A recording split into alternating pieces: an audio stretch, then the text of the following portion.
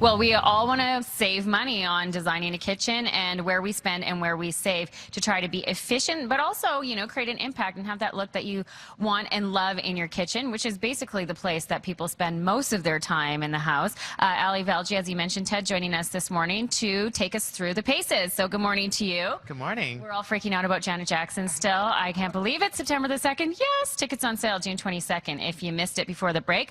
Okay, so let's, first things first, let's talk about where we should spend our money and where we should save our money.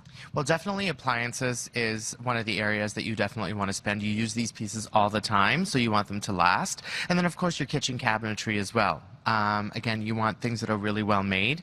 The last thing you want is to spend $30,000, $40,000 on a kitchen renovation and then have your cabinets, exactly. Yeah. So that's never a good thing. Also, countertops, another great place to kind of, spend a little bit of money. What I love about countertops is that there's so many options available now. There's glass countertops, there's, quartz, there's still granite, which is still great. Marble is available as well. So there's so many different options for you. But the areas where you want to maybe save a little is your backsplash. Okay.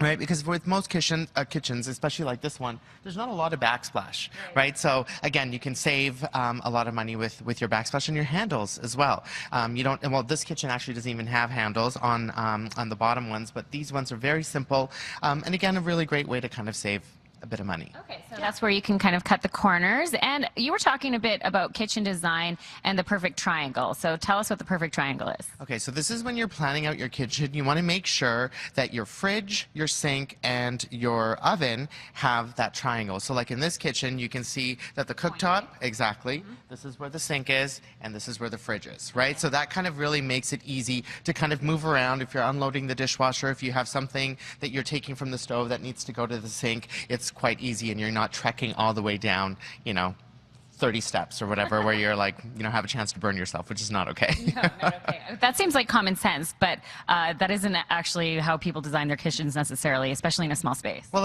absolutely, and that's one of the things that you definitely want to think about. And it's, when you're thinking about your cabinetry, if you live in a small space, try to go with a lighter color. There has to be some contrast between kind of your flooring, your cabinetry, and your countertops. So those are the things you want to think about. If you have darker countertops, you can go with lighter cabinetry. Okay, there you have it. Great tips this morning, and we're going to talk further about countertops in our next segment. Ted, Tara? The kitchen triangle. The kitchen triangle. Yeah. Didn't know that. Me neither. We're going to learn lots this morning with Ali Velji. No cutting corners.